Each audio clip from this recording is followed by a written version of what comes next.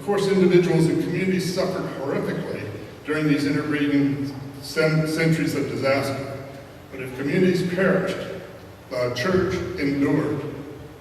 Viewed in the time frame of eternity, those years would more properly be understood as times of gestation or growth.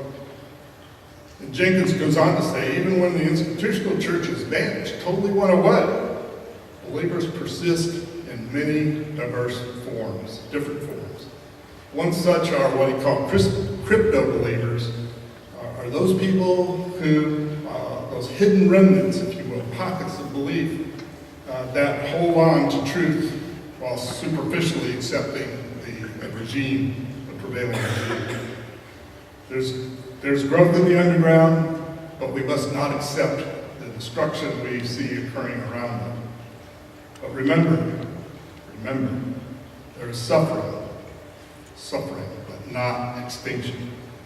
And I think Jenkins is exactly right, because I saw that myself.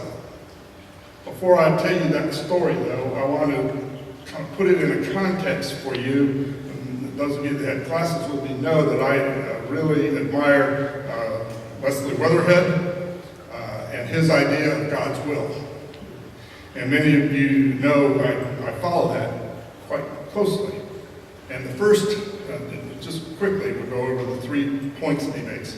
First is God's intentional will, in which he talks about, if you know the Bible, Genesis 1, God made everything God created after every day of creation. He always said, and it was good. So God intends nothing but good for his creation. Nothing but good. But the second thing is God's circumstantial will. Unfortunately, in the course of creation, he gave us free will, which was a big mistake apparently, and also created natural law. So these two things cause us consternation because things happen. Floods happen, for instance, or sometimes we don't even make a decision. Somebody makes a decision and affects our lives.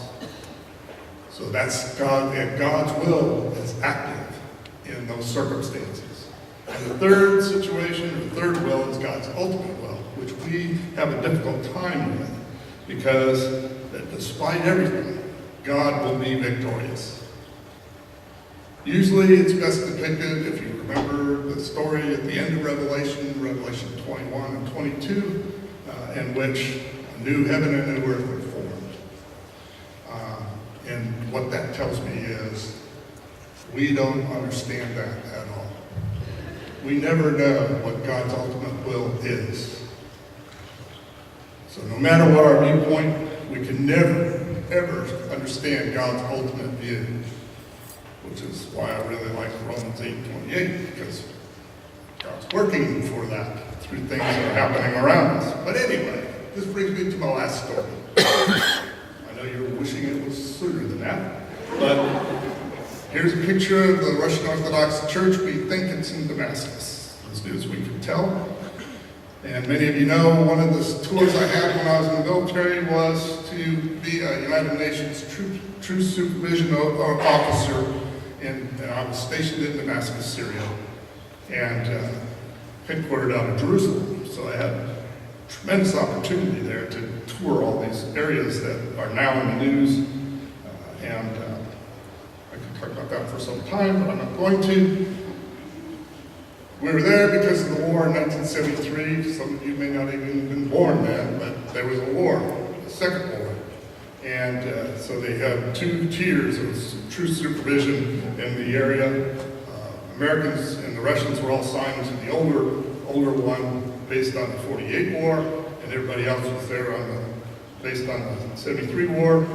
And it was a big political deal. I don't want to get into that. But they asked me to, since I was a pilot, to teach aircraft identification and also develop an evacuation plan. Because in the 73 war, there was a bomb dropped on somebody who was supposed to hit the Syrian Air Force headquarters, but it went over into the apartments and killed a couple of families of a couple of Norwegian officers and their families who were in the basements cowering at the time. So In case another war broke out, they had, best plan was to get us out of there.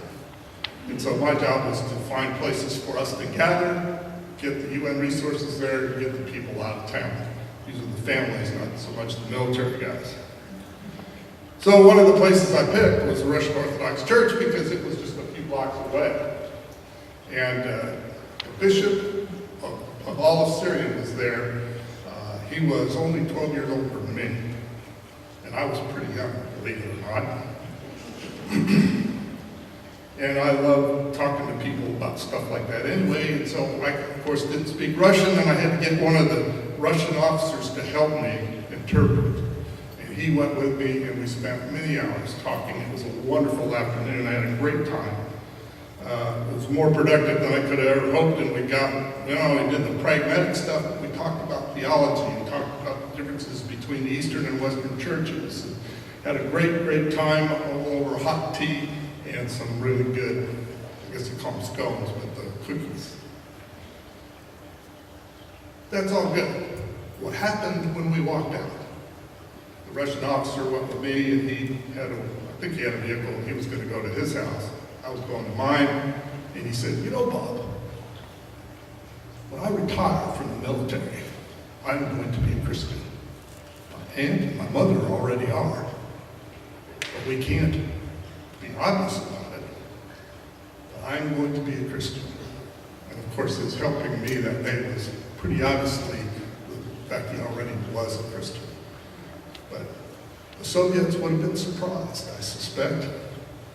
And it was an eye-opening experience to me, and a good example of what Jenkins is talking about. The church can be suppressed. But what happened when the wall came down in '89? The Russian church boomed because the people were believers all along. So, that was a surprise for the Soviets, I'm sure. But I want to remind us that our view is short. Many of us are going to die. We may even die in bad situations. Nothing guarantees our survival in the 1st or the 21st centuries. But God will be victorious. And the Holy Spirit can survive some very serious destruction of bodies and buildings and still fulfill the role of being the friend to every believer. So our task as Christians is to remember God's promises. We must be grateful for our freedom, for our choice of our faith pilgrimage, and for our choice of a church. Then with the Holy Spirit's help, we will remember those who have helped us on our way, helping us make disciples and showing us how to live in the face of hostility and in fear, so that we can be good examples of Christian love to everyone around us and live according to Jesus' command.